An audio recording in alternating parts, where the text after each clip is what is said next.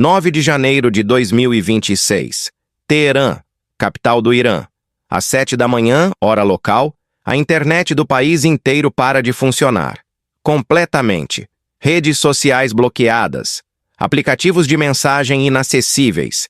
Sites de notícias fora do ar. É um apagão digital total ordenado pelo regime dos ayatolás. E a razão é clara: esconder o que está acontecendo nas ruas. Porque neste momento, em dezenas de cidades iranianas, centenas de milhares de pessoas estão protestando contra o governo. E o regime está respondendo com violência brutal. Mais de 648 mortos confirmados por organizações de direitos humanos, mais de 10 mil presos, relatos de tortura, de execuções sumárias, de corpos sendo entregues às famílias com ordens de silêncio. O Irã está em chamas, e o mundo está assistindo à maior crise interna que o país enfrentou desde a Revolução Islâmica de 1979. Mas desta vez há uma diferença crucial. Desta vez, os Estados Unidos estão falando abertamente sobre intervenção militar. Donald Trump, apenas dias depois de invadir a Venezuela e capturar Maduro, está considerando fazer o mesmo com o Irã. E isso não é exagero. É declaração oficial da Casa Branca. Vamos começar entendendo como chegamos aqui. Porque esses protestos não começaram ontem. Têm raízes profundas. O Irã está em crise econômica devastadora há anos. Inflação que ultrapassa 50% ao ano em alguns períodos. Desemprego massivo, especialmente entre jovens. A moeda iraniana, o rial, perdeu mais de 80% de seu valor na última década. Salários que não acompanham o custo de vida. Escassez de produtos básicos. E tudo isso agravado por sanções americanas que foram reimpostas e intensificadas após os Estados Unidos saírem do acordo nuclear iraniano. Mas a centelha específica que acendeu estes protestos foi aumento no preço do pão. Parece pequeno, mas não é. Pão é alimento básico fundamental no Irã. Subsidiar pão tem sido política de Estado por décadas. Mas em dezembro de 2025, o governo anunciou corte nos subsídios. O preço do pão triplicou praticamente da noite para o dia. Para famílias já lutando para sobreviver, isso foi a gota d'água. Os primeiros protestos começaram em cidades menores, especialmente em áreas mais pobres. Pessoas foram às ruas pedindo pão acessível, pedindo empregos, pedindo fim da corrupção. E aqui está o que tornou isso diferente de protestos anteriores. Rapidamente, as demandas evoluíram. Não era mais apenas sobre pão. Era sobre o sistema inteiro. Morte ao ditador, começaram a gritar, referindo-se ao líder supremo, o Ayatollah Ali Khamenei. Morte à República Islâmica. Essas são frases que podem levar à prisão, tortura, execução no Irã. Mas milhares estavam gritando isso abertamente nas ruas. Mulheres tiravam hijabes e os queimavam. Símbolos do regime eram destruídos. Fotos de Khamenei eram rasgadas e pisoteadas. Isso não era protesto por reforma, era demanda por mudança de regime. E a resposta do governo foi brutal desde o início. Forças de segurança, especialmente os guardas revolucionários e a Basij, milícia paramilitar, foram às ruas com ordens de esmagar os protestos. Munição real, não apenas balas de borracha. Atirar para matar, não apenas para dispersar. Nos primeiros dias, dezenas de mortos. Em poucos dias, mais de 100. E agora, em menos de uma semana, o número oficial de organizações de direitos humanos está em 648 mortos. Mas esse número é quase certamente subestimado. Porque com a internet cortada desde o dia 9, com jornalistas presos, com acesso a hospitais bloqueado, é impossível saber o número real. Há vídeos que conseguiram sair antes do apagão digital completo no dia 9. Vídeos de manifestantes desarmados sendo baleados nas ruas.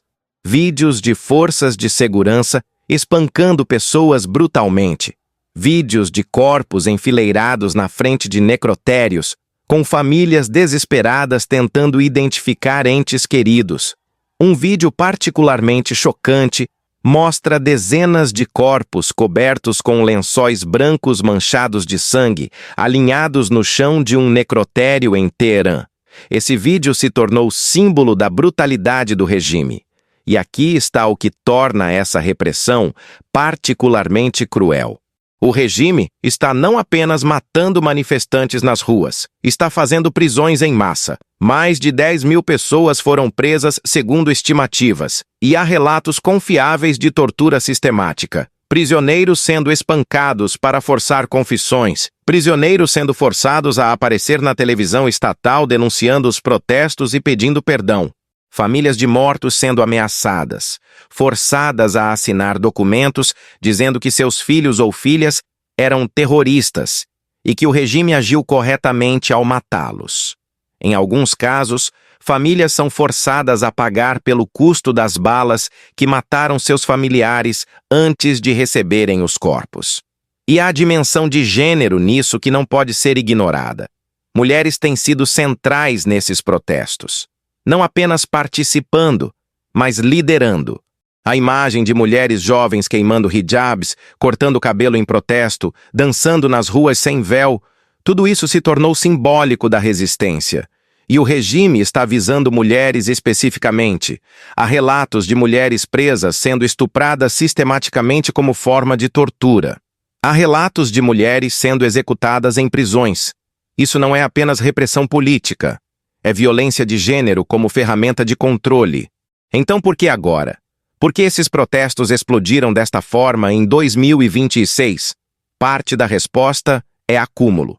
Décadas de repressão, de corrupção, de má gestão econômica.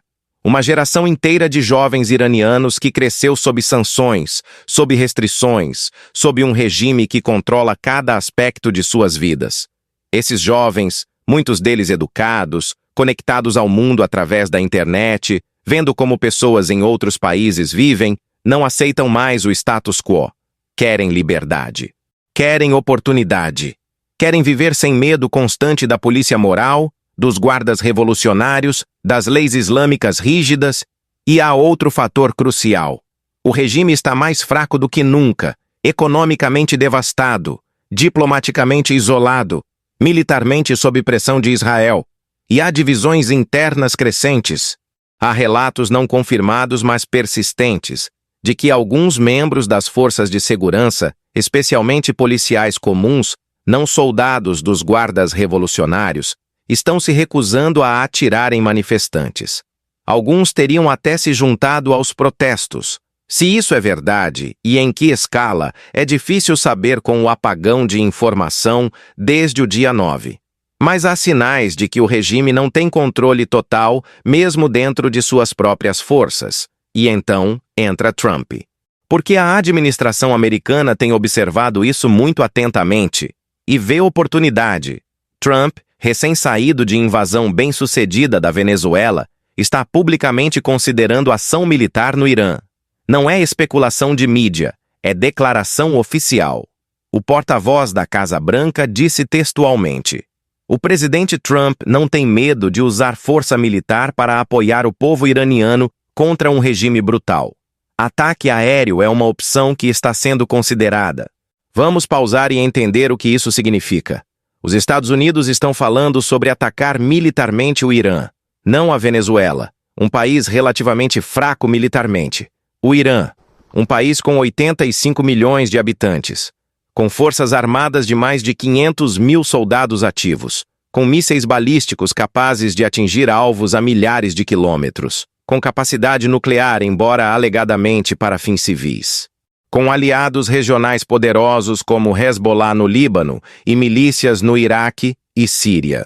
Atacar o Irã não é como atacar a Venezuela, é potencialmente desencadear conflito regional massivo que poderia envolver Israel, Arábia Saudita e outros. Mas Trump parece não estar intimidado. Ele deu declaração dizendo: o Irã me ligou, querem negociar. Sabem que posso destruir tudo que eles têm em 48 horas. Estão com medo. Deveriam estar. Essa declaração é problemática por múltiplas razões. Primeira, não há confirmação iraniana de nenhuma ligação.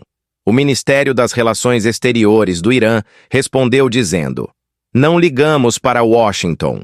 Não negociamos sob ameaças.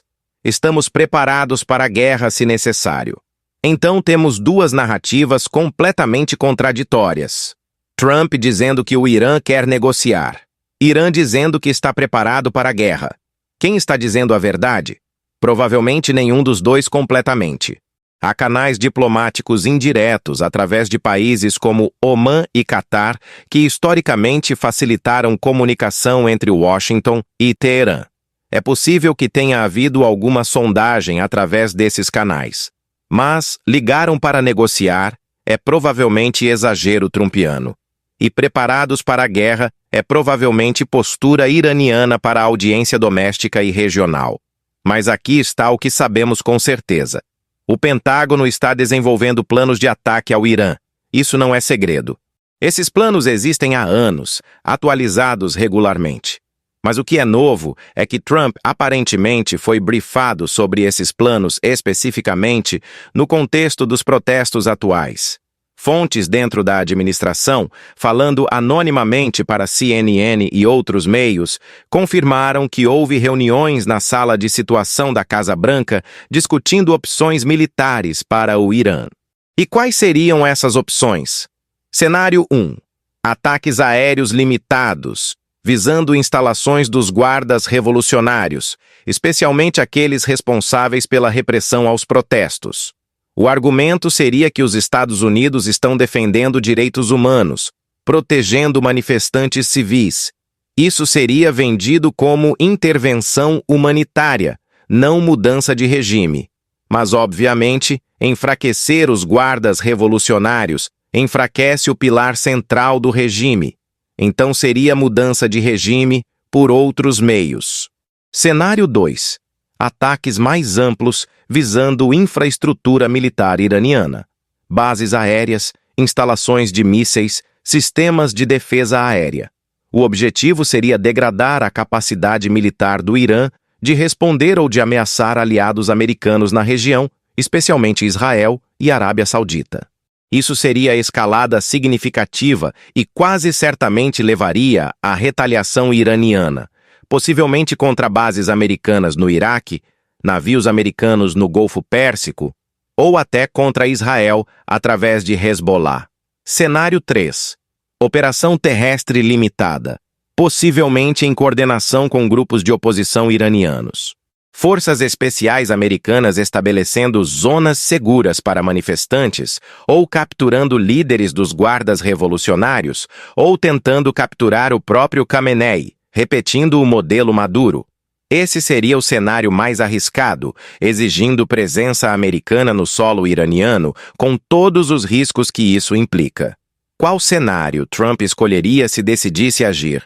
Baseado em seu histórico, provavelmente algo entre 1 e 2. Ataque aéreo significativo, mas não invasão terrestre em larga escala.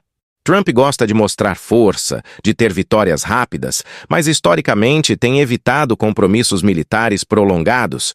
Então, ataques de mísseis de cruzeiro, talvez alguns ataques de drones, possivelmente operações de forças especiais muito limitadas.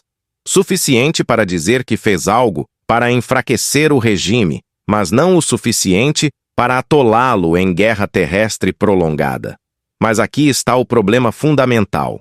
Diferentemente da Venezuela, onde a operação foi rápida e o regime colapsou, o Irã é muito mais resiliente. O regime iraniano tem 47 anos de experiência sobrevivendo a pressões externas. Sobreviveu à guerra de 8 anos contra o Iraque. Sobreviveu a décadas de sanções. Sobreviveu a múltiplas ondas de protestos internos. Tem aparato de segurança profundamente enraizado e brutal. Tem ideologia que une pelo menos uma parcela significativa da população. Não vai cair facilmente. E a outra diferença crucial: a Venezuela estava diplomaticamente isolada.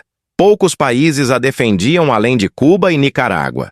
O Irã tem aliados significativos: China e Rússia, permanentes no Conselho de Segurança da ONU com poder de veto.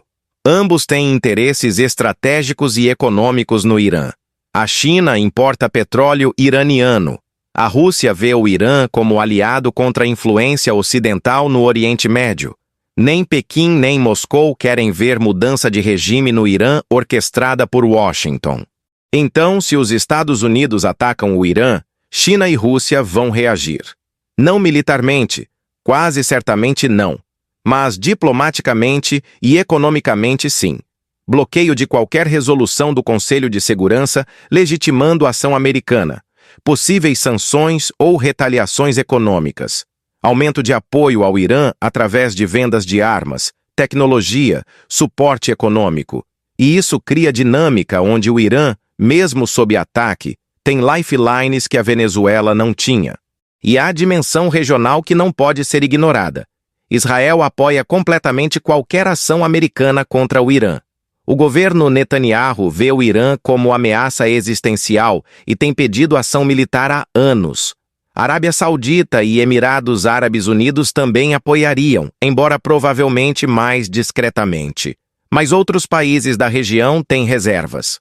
Turquia, Iraque, até o Paquistão, todos têm preocupações sobre o que conflito americano-iraniano significaria para a estabilidade regional. Poderia desencadear ondas de refugiados, de violência sectária, de caos que se espalharia por todo o Oriente Médio. Agora vamos falar sobre o que está acontecendo dentro do Irã politicamente, porque há sinais de que o regime está dividido sobre como responder. Há basicamente duas facções. Linha dura, liderada pelos guardas revolucionários e Khamenei, que quer reprimir com força máxima, sem concessões. E há a facção mais pragmática, incluindo alguns no governo civil, que reconhece que repressão pura não vai funcionar indefinidamente, que algum tipo de reforma é necessário para aliviar pressões. Mas a linha dura está vencendo. E a evidência disso é a brutalidade da repressão e o apagão digital total desde o dia 9. Cortar completamente a internet não foi decisão fácil. Tem custos econômicos enormes. Empresas não podem operar. Transações financeiras são interrompidas. Mas o regime decidiu que o custo vale a pena se impede que imagens de protestos e repressão circulem internacionalmente. Se impede manifestantes de coordenar. Se cria névoa de informação onde é difícil saber o que realmente está acontecendo. E essa estratégia está parcialmente funcionando. Com a internet cortada desde o dia 9, os protestos têm sido mais difíceis de coordenar. Não há mais convocações virais para manifestações em locais específicos. Não há mais vídeos sendo compartilhados instantaneamente. Mas também não está funcionando completamente, porque as pessoas ainda estão indo às ruas, mesmo sem internet, através de boca a boca, de coordenação presencial. E imagens ainda estão saindo, embora mais lentamente, através de conexões de satélite contrabandeadas, através de pessoas perto de fronteiras conseguindo sinal de países vizinhos. E aqui entra a proposta interessante. Elon Musk, dono da Starlink, ofereceu fornecer acesso à internet para iranianos, através de seus satélites. Trump apoiou publicamente essa ideia. Mas há problemas práticos massivos. Starlink requer terminais receptores no solo. Como os manifestantes iranianos conseguiriam esses terminais? Mesmo que fossem contrabandeados em quantidade suficiente para fazer diferença? E o regime certamente tentaria confiscar qualquer terminal encontrado, prendendo qualquer um pego usando. Então é mais gesto político que solução prática. Mas simbolicamente interessante porque mostra que tecnologia está se tornando campo de batalha em protestos modernos. Vamos falar sobre o líder supremo, Khamenei. Ele tem 85 anos. Está no poder desde 1989, após a morte de Khomeini. Ele é a autoridade máxima no Irã, acima do presidente, acima do parlamento. Ele controla as forças armadas, o judiciário, a mídia estatal. E ele está visivelmente nervoso. Recentemente, a conta oficial dele no Twitter, sim, ele tem Twitter, apesar de a internet estar bloqueada para iranianos comuns desde o dia 9, postou uma imagem provocativa, uma charge mostrando Trump deitado em um sarcófago quebrado. A mensagem: se você nos ataca, Vai acabar como seus predecessores que tentaram confrontar o Irã. É ameaça direta e sem sutileza. Mas, ao mesmo tempo, essa imagem revela insegurança. Se Khamenei estivesse confiante, não precisaria de ameaças tão explícitas. O fato de estar trolando Trump no Twitter sugere que ele sabe que está em posição vulnerável. E há rumores não confirmados de que ele tem estado doente, que pode não ter muito tempo de vida. Se Khamenei morre ou fica incapacitado no meio dessa crise, isso poderia desencadear luta pelo poder interna massiva no regime, porque não há sucessor óbvio. Há vários possíveis candidatos, cada um com facções de apoio, e essa incerteza sobre sucessão adiciona outra camada de instabilidade. Agora, a pergunta que todos estão fazendo: esses protestos podem derrubar o regime? Honestamente, é impossível prever. Por um lado, os protestos são os maiores e mais intensos em poucos dias desde a Revolução de 79. Há raiva genuína e generalizada contra o regime. A participação de classes sociais diversas, não apenas elite urbana. Há mulheres e jovens liderando, demografias que representam o futuro do país. Há até sinais de rachaduras nas forças de segurança. Por outro lado, o regime ainda controla os instrumentos de coerção. Os guardas revolucionários permanecem leais. A Basij, embora menos confiável, ainda é grande. O regime tem experiência reprimindo dissidência e tem disposição para usar violência extrema. Já matou mais de 600 em poucos dias, está disposto a matar milhares mais se necessário. E, historicamente, regimes que controlam forças de segurança e estão dispostos a usar força letal geralmente conseguem sobreviver a protestos, não importa quão grandes. Mas há ponto de inflexão. Se as forças de segurança começam a desertar em massa, se oficiais militares decidem que não vão mais atirar em seus próprios cidadãos, então o regime cai rapidamente. Foi o que aconteceu na Romênia em 89, na Tunísia em 2011. Mas se forças de segurança permanecem leais, protestos podem ser reprimidos. Foi o que aconteceu na China em 89, na Síria após 2011. Então a questão-chave é: os guardas revolucionários vão permanecer leais a Khamenei ou vão decidir que é hora de mudança? E aqui está onde intervenção americana poderia fazer diferença. Se Trump atacar, se degradar capacidade militar dos guardas revolucionários, se criar espaço para manifestantes operarem, isso poderia inclinar balanço. Mas também poderia fazer o oposto. Poderia unir iranianos, mesmo aqueles que odeiam o regime, em nacionalismo anti-americano. Odeio Khamenei, mas odeio mais americanos atacando meu país. Esse é risco real de intervenção externa. Vamos falar sobre a posição de outros países. Brasil, por exemplo. Lula está acompanhando a situação com preocupação segundo fontes, mas está tendo dificuldade em obter informações confiáveis, exatamente por causa do apagão digital desde o dia 9. E está em posição difícil, diplomaticamente.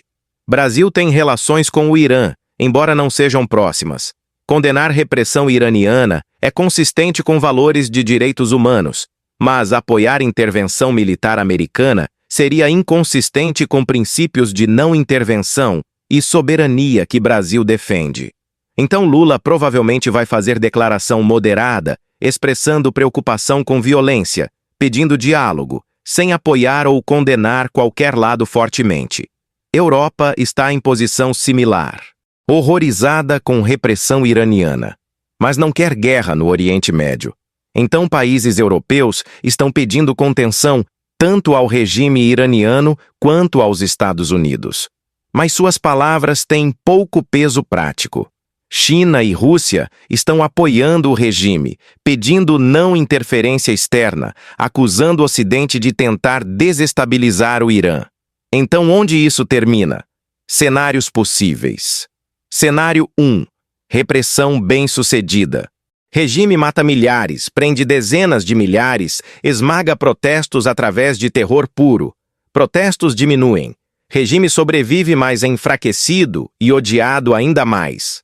População traumatizada, mas derrotada por enquanto. Esse é cenário mais provável, infelizmente, baseado em histórico. Cenário 2. Protestos continuam e se intensificam. Forças de segurança começam a rachar. Parte dos militares se recusa a continuar matando civis. Regime colapsa rapidamente, similar à queda de Ceausescu na Romênia. Khamenei foge ou é capturado. Governo de transição assume. Esse é cenário que manifestantes esperam, mas é menos provável que cenário 1. Cenário 3. Intervenção militar americana. Trump ordena ataques. Irã retalia contra bases americanas ou Israel. Região entra em guerra. Resultado completamente incerto. Poderia levar à queda do regime, mas a custo de milhares ou milhões de vidas. Poderia fortalecer o regime através de nacionalismo. Poderia desencadear conflito regional que dura anos. É cenário mais perigoso. Cenário 4. Negociação de algum tipo. Facção pragmática no regime iraniano prevalece. Oferece reformas, liberalização limitada. Manifestantes aceitam parcialmente. Violência diminui. Regime sobrevive, mas transformado. Khamenei sai ou tem poderes reduzidos. É cenário mais otimista, mas requer que ambos os lados recuem, o que nenhum parece disposto a fazer. Nos próximos dias, observe sinais. Se violência diminui, pode significar que regime está ganhando controle ou que está buscando compromisso. Se violência aumenta, especialmente se houver relatos de militares atirando em manifestantes em grande escala, significa que regime escolheu o caminho de repressão total. Se Trump anuncia ação militar, observe reação regional imediata. Israel vai apoiar abertamente? Arábia Saudita também? Iraque vai protestar? Como China e Rússia respondem? E observe economia. Preço do petróleo vai disparar se houver guerra no Golfo Pérsico. Estreito de Hormuz, por onde passa 1/3 do petróleo comercializado globalmente, poderia ser fechado pelo Irã em retaliação a ataques americanos. Isso afetaria a economia global imediatamente. O Irã está em um dos momentos mais críticos de sua história moderna. Um regime que governou por quase 5 décadas está enfrentando o desafio existencial de seu próprio povo e está respondendo com violência brutal. Centenas estão mortos em poucos dias. Milhares estão presos. Famílias estão devastadas, e o mundo está assistindo, alguns horrorizados, outros calculando como explorar a situação para seus próprios fins geopolíticos. Não há resposta fácil sobre o que deveria acontecer. Intervenção externa tem riscos massivos. Não fazer nada significa assistir a regime matar seu próprio povo. Sanções econômicas punem população mais que regime. É dilema genuíno. Mas o que não pode ser ignorado é o sofrimento do povo iraniano. Pessoas que querem apenas liberdade, oportunidade, dignidade, que estão dispostas a arriscar suas vidas para alcançar isso. Merecem apoio, merecem que o mundo preste atenção, merecem que suas vozes sejam ouvidas mesmo quando seu governo tenta silenciá-las, cortando a internet desde o dia 9. Os próximos capítulos dessa história vão ser escritos nas ruas de Teherã, Isfahan, Shiraz e outras cidades iranianas. Vão ser escritos nas salas de reunião em Washington, Pequim, Jerusalém. Vão ser escritos através de escolhas que líderes fazem sobre usar força ou buscar negociação, e vão ter consequências que duram décadas, não apenas para o Irã, mas para todo o Oriente Médio e além. Porque o que acontece no Irã não fica no Irã. Afeta Israel, afeta a Arábia Saudita, afeta preço da energia globalmente, afeta balanço de poder entre Estados Unidos e China, afeta a credibilidade de normas internacionais sobre intervenção e soberania. Estamos testemunhando história sendo feita, e ainda não sabemos como essa história termina.